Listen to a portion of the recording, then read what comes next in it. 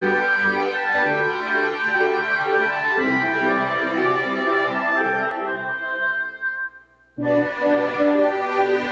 a Jesus. Oremos em nome do Senhor. Bendito Deus, Jesus querido, Pai amado, estamos, Senhor, mais uma vez em Tua presença, esta emissora, Deus, para aqui transmitir a Tua palavra, a mesma possa, Senhor, tocar em nossos corações, nos direcionar, nos fortalecer, trazer, Senhor, luz em um período de trevas, de escuridão, que o mundo está vivendo, Pai. Fica conosco, em nome de Jesus, amém, e graças a Deus. Meus queridos e amados irmãos, eu vos saúdo a todos com a paz de nosso Senhor e Salvador Jesus Cristo. Quero aqui deixar a paz para todos os irmãos ali da congregação do Bangu 1. Também, como já foi dito, pelo nosso irmão Bolívar, Bangu 1 está de luto. Algumas pessoas estão ali sendo tiradas suas vidas por esta enfermidade. Deus possa confortar toda a família que está perdendo um ente querido e guardar todos daquele bairro e também do nosso Pacajus. Deus possa repreender todo este mal e nós possamos ter cuidado redobrado, não é isso? Meus queridos, Mateus capítulo de número 15 para nossa meditação nesta tarde, em rápidas palavras, no verso de número 21 em diante, que diz assim: partindo Jesus dali, foi para as partes de Tiro e de Sidom.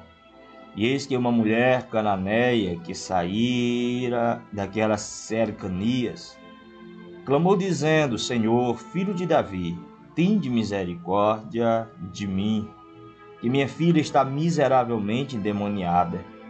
Mas ele não lhe respondeu palavra, e os seus discípulos, chegando ao pé dele, rogaram-lhe, dizendo: despede-a, que vem gritando atrás de nós.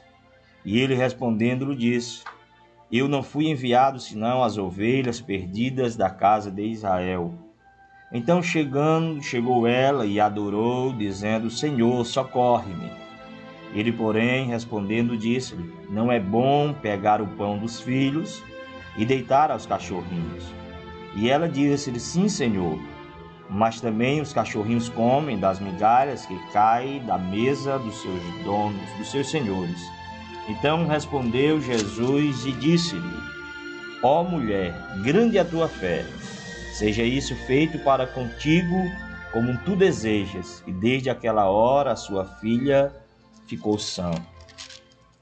Meus queridos e amados irmãos, trazendo aqui dentro daquilo que Deus pôs ao meu coração sobre uma adoração com inteligência, sabedoria, o Senhor nos aponta para este texto da mulher cananeia, que é tão conhecido por nós e às vezes pouco praticado, daquilo que vamos tentar transmitir para o seu coração nesta tarde. Jesus, meus queridos e amados irmãos, ele veio em especial para o seu povo, para a nação eleita, o povo adquirido, para Israel.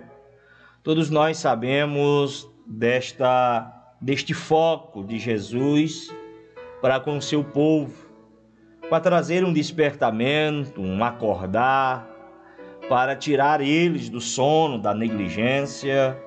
Então Jesus vem com o intuito de revelar ao seu povo e jogar luz em meio à escuridão em que eles estavam vivendo. Só que eles esperavam Jesus de uma forma, Jesus veio de outra forma, mas Jesus vem cumprindo tudo o que estava escrito acerca dele e os seus filhos. A nação Israel era para estar atenta às Escrituras e aquilo que estava acontecendo naqueles dias com Jesus. Jesus veio para o seu povo e os seus não receberam. Nesta passagem, nesta vinda de Jesus, na verdade, sobre Israel, em algumas oportunidades, Jesus ele pregava a pessoas e curavam pessoas que não eram judeus. Jesus era direcionado pelo Espírito e ali pregava, e ali curava, e ali libertava. Mas na maioria das vezes o povo de Israel não tinha esse privilégio. Jesus diz, logo depois de ele ler o livro do profeta Isaías, e ele dizer que hoje se cumpre essas palavras, Jesus confrontado por uns a fazer alguns milagres, e Jesus diz que o profeta não tem honra, ou na sua casa o profeta não tem honra. E assim Jesus conta duas passagens do Antigo Testamento que aconteceram com o profeta Elias e o profeta Eliseu, sobre a viúva, que Deus envia o profeta Elias a sustentar aquela mulher, e depois com Eliseu, o Naamã, o sírio general, que era leproso, que havia tantas viúvas em Israel como leprosos, e Deus envia esses dois profetas a nações estrangeiras para realizar um milagre. Jesus aqui denota muito bem que o povo de Israel, apesar de ele estar falando para os seus conterrâneos daquela cidade, daquela aldeia, mas Jesus está agora englobando também toda a nação, porque Jesus ele veio para os seus e os seus não receberam, não deram crédito à voz de Deus, os milagres que Jesus fazia. Pelo contrário, a maioria dos tais confrontavam com suas perguntas maliciosas, tentando colocar Jesus em um canto da parede com suas perguntas, com as suas atitudes, tentando pegar em algum erro Jesus. Outros perseguiam, tentavam matar Jesus. Isso não acontece somente uma vez, mas várias vezes nos evangelhos. Então Jesus, por esta perseguição, por essa exaustão física de Jesus, de querer ensinar, de querer estar no meio do povo dele e anunciar, porque para isso que ele veio, ele chega em um momento que está cansado e ele prefere sair dos territórios de Israel e ir para os territórios estrangeiros, dos gentios, como é conhecido. Então Jesus ele sai depois de alguns confrontos. Jesus ele sai, ele caminha cerca de 2 dias para sair do território pelo lado da Galileia. Ele vai para o território de Tiro, de Sidom. Ali Jesus ele tem um objetivo, ou 2 objetivos, se a gente colocar a ação do Espírito Santo em pauta. O objetivo de Jesus era somente descansar, já que estava, podemos dizer, perto da sua morte. Jesus ele vai para aquela região com o intuito de descansar, de esfriar a cabeça, de entrar em uma casa, em uma hospedagem, ali descansar, conversar com seus discípulos. O outro pensamento, colocando do Espírito, era que Jesus já estava demonstrando que ele queria uma ação fora dos territórios judeus. Então, meus queridos e amados irmãos, Jesus está fugindo do seu povo. A perseguição é grande, Jesus vai descansar. O intuito de Jesus era esse, descansar. Mas a Bíblia diz que ao chegar naquela cidade de Tiro e de Sidom, como diz o evangelista Marcos no capítulo de número 7, ao chegar naquela localidade, Jesus ele procura uma casa para ficar com seus discípulos. O intuito de Jesus ali é ficar anônimo. Ele está indo para uma terra estrangeira em que ninguém lhe conhecia, ninguém sabia quem ele era, porque todas as promessas, ou a maioria das tais, estavam voltadas para o seu povo. Então Jesus vai descansar ali. Mas o descanso de Jesus é interrompido porque o texto diz que sai daquelas cercanias uma mulher cirofenícia, cananeia.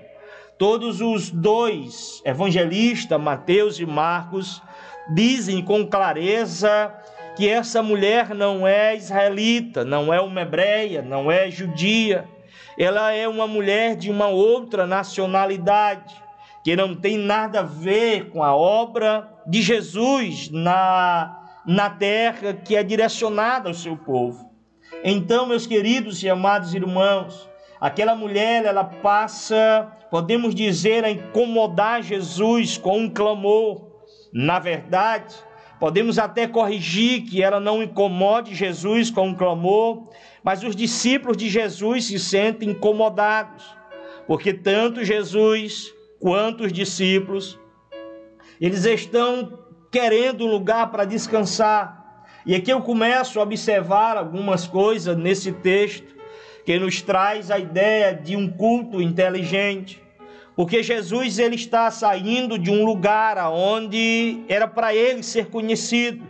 Em outras palavras, era para ele ser adorado, ser exaltado, ser glorificado, alguém recebê-lo com palmas e honrarias, mas pelo contrário, recebem diferente. Da mesma forma, nós, contextualizando para os dias atuais, que temos um livro nas nossas mãos chamado Bíblia, e temos tantas pregações e ensino acerca de Jesus. Então nós vamos para o culto, vamos para o lugar de culto, ou temos em casa o nosso ambiente de adorar a Deus. E na maioria das vezes, querido, nós conhecemos a palavra de Deus, mas nós não reconhecemos o Deus da palavra. Ou de uma explicação melhor, nós conhecemos o Salmo 23, como se diz, mas nós não conhecemos o pastor do Salmo 23. Então Jesus, na maioria das vezes, ele vem para nós que o conhecemos, que sabemos como ele age, como ele opera, como ele toca, como ele age. E às vezes ele vem para nós, mas o rejeitamos. Rejeitamos quando nós optamos por modalidades de mudanismo dentro dos nossos cultos. E assim colocamos Jesus para fora do nosso ambiente.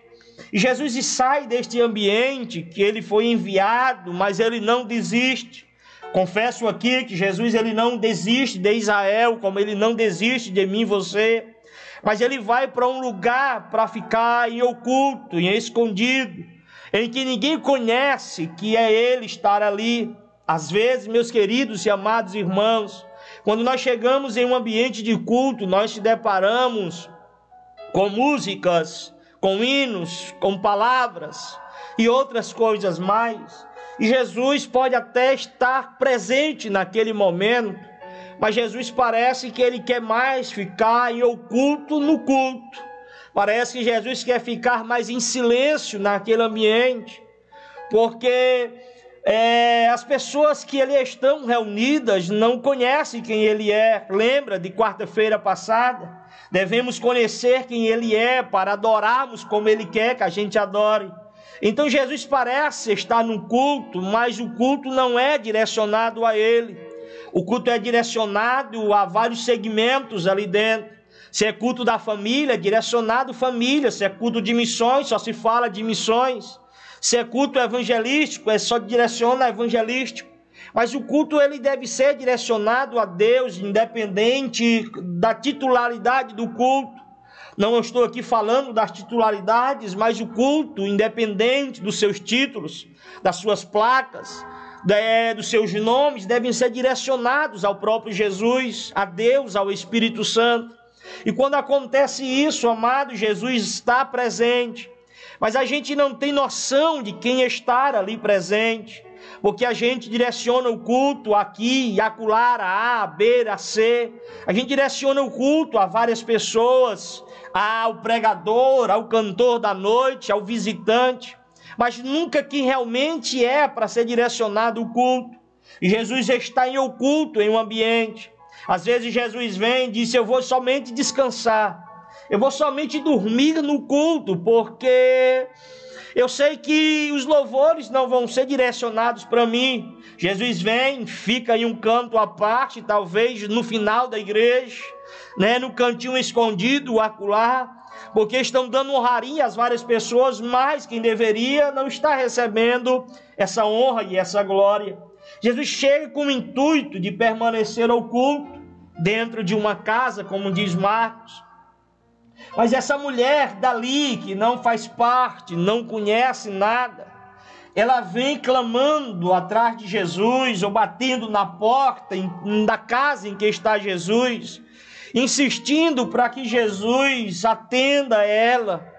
E podemos dizer, meus queridos e amados irmãos, que esta mulher, sendo movida por uma ação na sua vida espiritual, ou na vida da sua filha, que existe um espírito que está atormentando a filha daquela mulher, e por isso que ela vai procurar a Jesus. Se você me perguntasse nesta tarde como ela descobriu que Jesus estava ali e quem era Jesus, eu não teria resposta, mas teria aqui algumas teorias para lhe dizer. Talvez, queridos, esta mulher ouviu falar de viajantes, de comerciantes que foram e que estavam ali, que foram e vieram. Falaram um pouco acerca deste Jesus, ou de um homem que tinha poder para curar.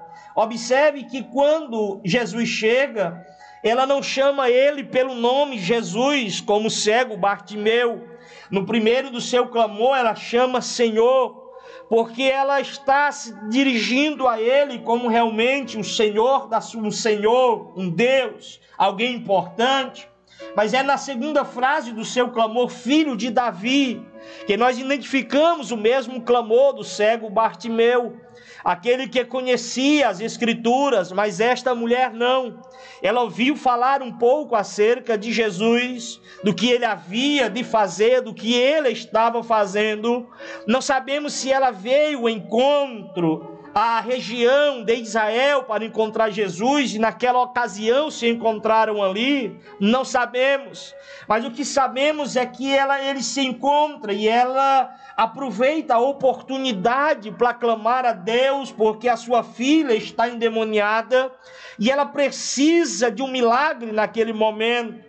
E ela então identifica: Senhor, filho de Davi, tende misericórdia de mim. Ela não diz Jesus como cego, mas ela diz Senhor. No segundo clamor desta mulher, semelhante à do Bartimeu, ela diz Senhor.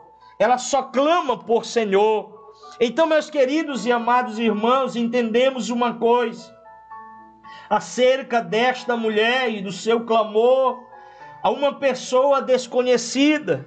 Nós temos o privilégio de conhecer Jesus. E às vezes nós nos sentimos enciumados quando alguém não nasce na fé, não tem o mesmo tempo de crença que nós temos. E às vezes toca com tanta facilidade o coração de Jesus. Recebe tantas bênçãos, são tão abençoados, são batizados com o Espírito Santo no exato momento em que levantam a sua mão e dizem um aceito a Jesus. Ou quando são batizados nas águas, já se levantam falando em línguas estranhas. São mais abençoados, Deus capacita mais.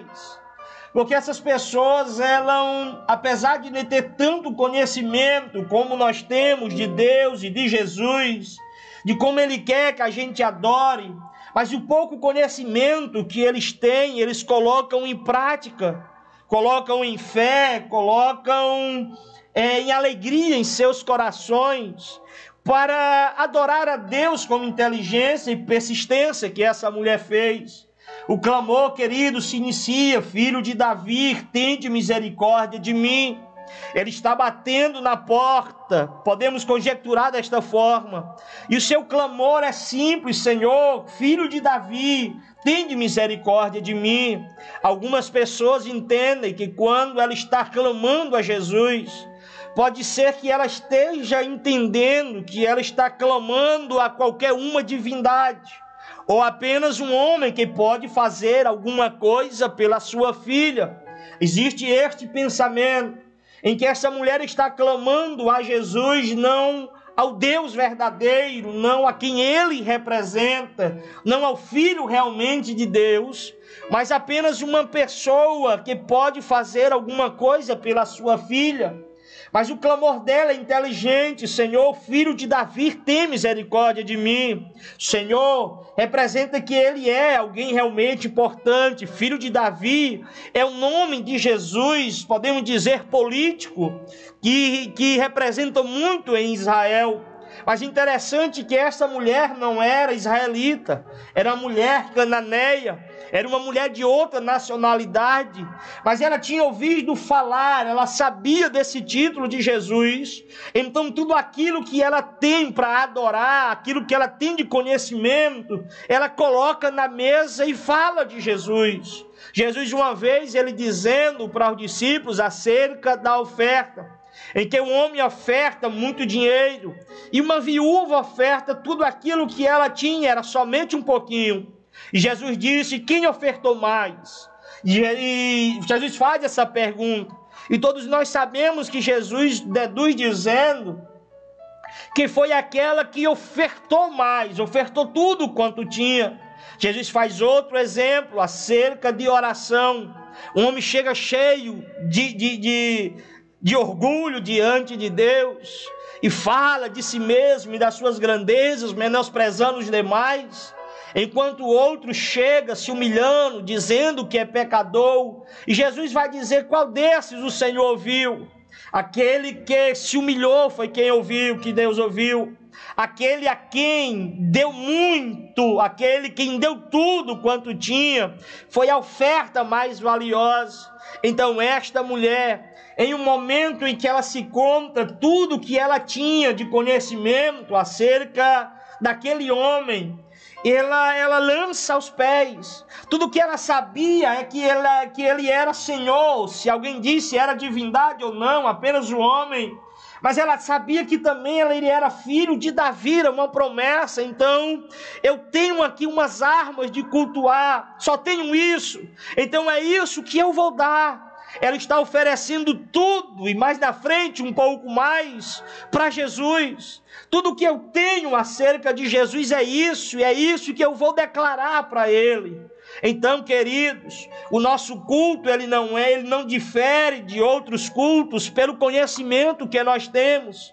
Porque o nosso culto, além de ser inteligente, é um culto que deve ser de entrega de tudo aquilo que nós conhecemos. Se eu conheço pouco, então eu entrego tudo o que eu tenho, porque além de ser pouco na dimensão do que a Bíblia nos ensina, eu estou entregando tudo daquilo que eu sei. Mas tem muitos que sabem muito, mas na verdade, na hora de adorar, na hora de glorificar, de magnificar o Senhor, entrega pouco. Sabe muito, mas não entrega tudo. E alguém que sabe pouco, mas pouco que sabe, entrega nas mãos do Senhor. E isso faz uma diferença na hora do culto. Então tudo que eu tenho, querido, eu devo adorar, passar para Ele. Se eu sei como Ele quer que eu adore, então adoro. Se eu sei que Ele é mais do que um filho de Davi, então eu adoro. Mas essa mulher lança tudo que ela sabe para Jesus. Tu és o Senhor, reconheço. E tu és o filho de Davi, e eu sei que tu tem bondade, tem de misericórdia de mim, que a minha filha está miseravelmente endemoniada. Ela faz o seu clamor, pede as misericórdias e diz aonde quer que as misericórdias de Deus sejam aplicadas na sua filha. Ela não está pedindo algo, claro, diretamente para si, mas ela está pedindo para sua filha. existe algo interessante aqui. Esta mulher encarna o sofrimento da filha, sua filha. Ela sente a mesma dor, ela sente até mais a dor da filha que está sendo atormentada por um espírito maligno. É a mesma misericórdia de Jesus, a compaixão que Jesus nos ensina. O que é compaixão? É sentir a dor do próximo, é sentir a dor do que está próximo de nós, daquele que está passando fome, daquele que está doente, daquele que está necessitado. Ter compaixão é sentir as mesmas dores. Aquela mulher sabia, era pouca coisa acerca de Jesus, mas o que ela sabia, ela disse: Senhor, filho de Davi, tem misericórdia de mim. Ela insiste em bater na porta, em clamar. Aqui os discípulos chegam para Jesus dizendo: Senhor, essa mulher está nos perturbando. Despede a Senhor, cura logo, sara logo a enfermidade dela e manda ela embora. Os discípulos aqui, é claro, não estão agindo de misericórdia com esta mulher, mas na verdade eles estão querendo somente descansar também, para que não venha a ser descoberto que eles estão ali.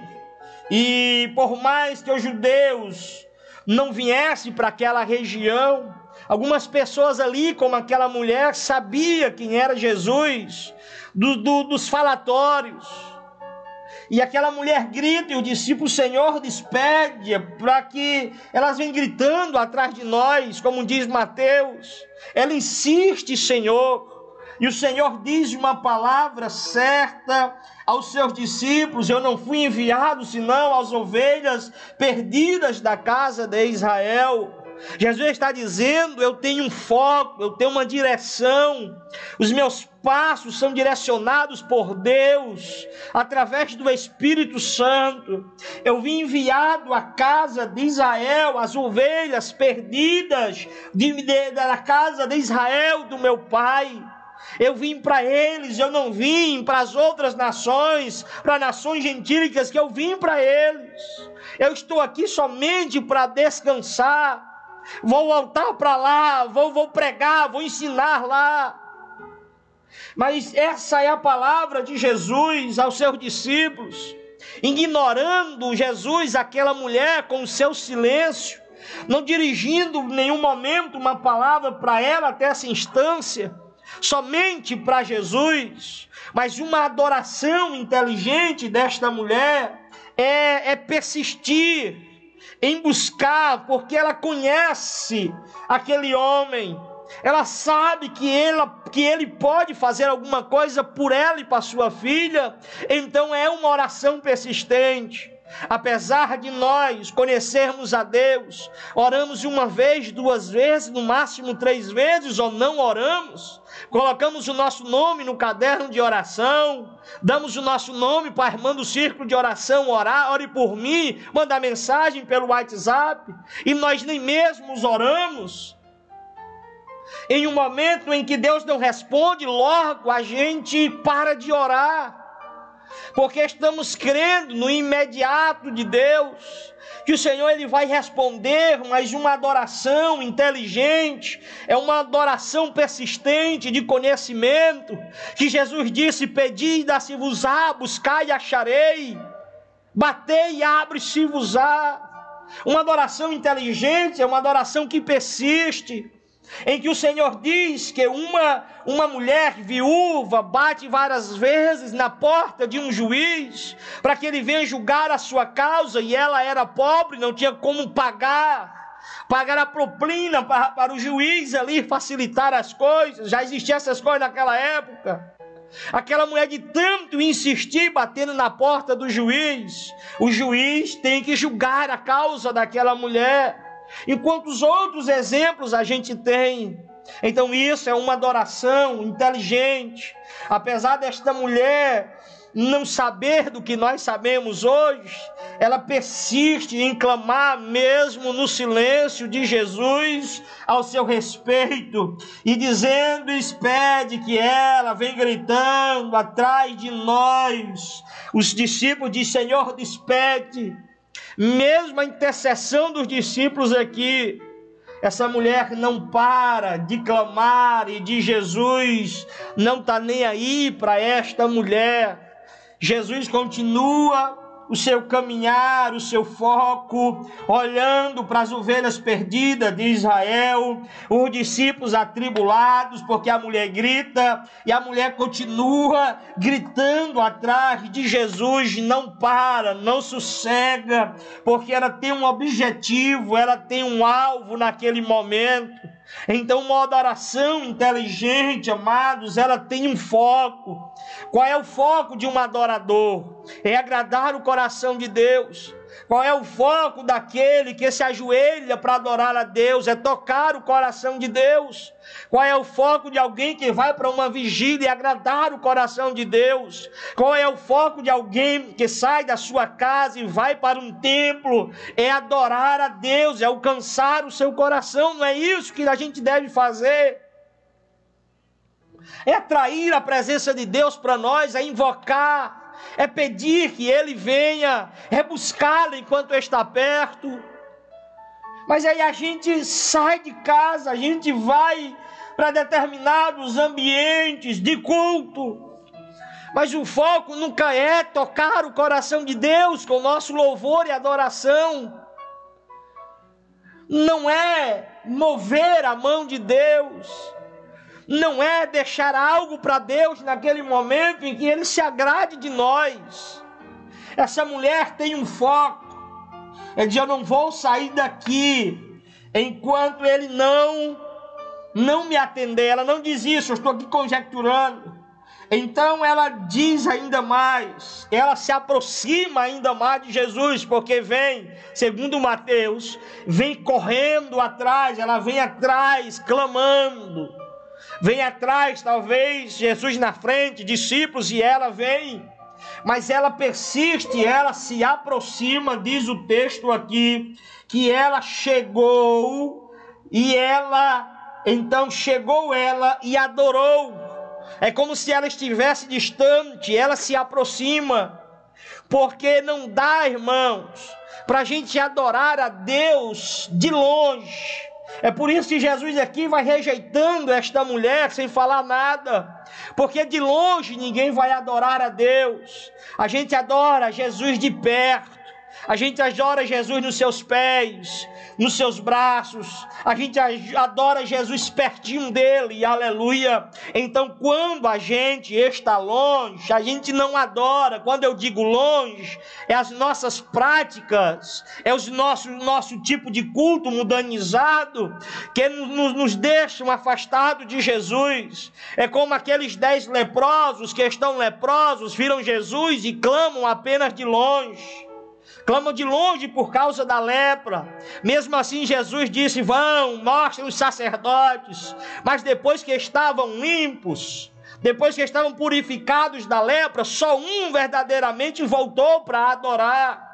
Então nesta tarde nós temos o privilégio de aprender a se limpar, tirando todo o culto mundanizado do nosso meio, e se aproximar dele com um culto verdadeiro. E diz: se aproximou, chegou ela e adorou, dizendo: Senhor, socorre-me. Então parece que Jesus não está ouvindo aquela mulher gritando, mas ele não atende. Mas quando ela chega e adora a Jesus, ela diz: socorre-me. Aí o negócio começa a mudar, porque ela adora, eu vou aqui apressar um pouco, ela adorou a ele e disse: Senhor, socorre-me. Ela tirou o título aqui, filho de Davi, identifica-o como Senhor e diz apenas: socorre-me, ajuda-me, tem misericórdia nessa palavra, socorre-me. Ele, porém, respondeu e diz: não é bom pegar o pão dos filhos e deitar aos cachorrinhos. Jesus aqui está dizendo que ele veio para o judeu, dizendo para aquela mulher. Jesus não chama esta mulher de cachorro, de cadela. Ele está chamando aqui o nomezinho simples, cachorrinho. Aos cachorrinhos. Nos textos que falam dos judeus, as outras nações falam cães. Mas Jesus está dizendo aqui, explicando para esta mulher, o que ele veio fazer para o seu povo, veio fazer para os filhos, não para os cachorrinhos, não pegar o pão dos filhos e dar aos cachorrinhos. Mas aquela mulher fala uma coisa bonita que toca o nosso coração. Ela não desistindo daquele momento, ela disse: sim, Senhor, eu entendo, Senhor. Sim, Senhor, eu compreendo o que o Senhor está dizendo. Eu sei o que o Senhor está falando. Ela compreende as palavras de Jesus, ela entende o que Jesus está dizendo. Tem uma coisa que a gente deve aprender no quesito de adoração, da oração. A gente tem que entender o que Jesus está dizendo para nós.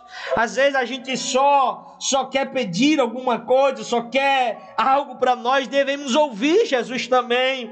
Aquela Jesus explica algo para aquela mulher. Aquela mulher: sim, Senhor, eu entendo perfeitamente para que o Senhor veio. O Senhor veio para os judeus, o Senhor veio para eles. Eles são a casa perdida, as ovelhas perdidas. Eles são, Senhor, os filhos que sentam na mesa. Eles são os filhos que comem do melhor, das primícias. É para eles, Senhor, eu entendo isso. Mas deixa eu dizer uma coisa para o Senhor: os cachorrinhos também comem das migalhas que caem da mesa dos seus donos ou dos seus senhores. Eu entendo muito bem, mas ela está dizendo assim: mas eles, Senhor, eles comem das primícias, mas nós comemos, os cachorrinhos comem das migalhas. Na verdade, queridos, que essa mulher está aqui deduzindo, e Jesus entende muito bem, porque é convencido pelo argumento desta mulher, está dizendo: Senhor, lá eles rejeitam, lá eles te rejeitaram. Jesus está entendendo isso, porque Jesus vem fugindo de lá para um lugar diferente do seu povo. Jesus vem saindo de lá fugido, porque eles não querem. E aquela mulher está dizendo: sim, Senhor, mas nós devemos comer das migalhas. Os filhos já está entendendo, os filhos rejeitaram. É o que João entende, que ele veio para os seus, e os seus não receberam, mas todos quantos receberam, deram o poder de serem feitos filhos de Deus. Jesus está compreendendo o que aquela mulher está dizendo. Ele está dizendo: Senhor, tu foi rejeitado por eles. Eles tiveram melhor, o pão melhor, as primícias. Meu irmão, meu querido e amado irmão, homem e mulher de Deus, jovem, nós temos um conhecimento de Deus. Nós somos cristãos, nós aceitamos a Jesus, nós temos o privilégio de invocá-lo. Nós sabemos como atrair a sua presença com a nossa oração, com o nosso culto, com o nosso louvor. Nós sabemos disso. Nós temos aqui, contextualizando para os dias atuais, as primícias. O pão, a melhor comida. Mas a gente rejeita aquilo que é para nós. Como eu disse no começo, mas essa mulher se coloca debaixo da mesa, essa mulher se coloca dentro daquela casa, essa mulher se coloca em um ambiente que Jesus está em oculto para Israel, para o povo se escondendo. Ela acha Jesus, ela adora Jesus, ela entende Jesus, ela fala com Jesus, se coloca ali em um patamar mais baixo. Ela só quer as migalhas, é o suficiente para ela, enquanto eu e você temos do bom e do melhor. Essa mulher reconhece o seu local e ela diz: Senhor, os cachorrinhos comem das migalhas, eu só quero as migalhas, Senhor, é o suficiente para mim, aleluia. Eu só quero as migalhas que caem da mesa do Senhor, só isso, só as migalhas. Foi o que ela estava pegando naquele momento, aquilo que Israel rejeitou, aquilo que os filhos deixaram cair da mesa para o chão, era aquilo que ela estava aproveitando naquele momento. E o Senhor olha para aquela mulher e diz: ó, mulher, grande é a tua fé. Jesus é aqui, Jesus ele quebra para aquilo que ele veio, ele quebra o protocolo que ele veio para Israel, ele quebra porque é atraído por a fé desta mulher. Não é a primeira vez que Jesus ele é atraído pela fé de gentios, não é a primeira vez que Jesus é atraído pela fé de não judeus, não israelitas. A fé de muitos atrai a Deus e ele diz: seja isso feito para contigo. Diz o texto de Mateus que a criança, o espírito foi embora e a mãe encontra a menina deitada, satisfeita. Então eu e você temos na nossa mão a Bíblia, um guia, palavra que nos ensina a adorar a Deus. Nós temos o privilégio de sentar, eu estou aqui contextualizando porque ali é para Israel, mas de sentar à mesa como filhos de Deus e comer das primícias que é posta. Então goste mais de orar, goste mais de adorar verdadeiramente a Deus. Deixa de besteira, queridos, deixa de enfeitar o culto. É somente abrir a boca, glorificar a Deus, exaltar a Ele, chorar na presença dEle, se ajoelhar e pronto, é isso, é coisa simples. Vamos orar. Bendito Deus, Pai, obrigado por este momento na Tua presença, em que o Senhor nos fala através desta palavra, Pai, de aprendermos o nosso local, nosso eu, identificarmos a Ti e também a nós, Senhor, no que diz respeito ao culto, Pai, para que nós possamos, Senhor meu Deus, ser ouvidos por Ti, atendidos, Senhor, por Ti, e a palavra de bênção ser proferida sobre a nossa vida e sobre a nossa casa e sobre a nossa terra. Fique conosco em nome de Jesus. Amém e graças a Deus.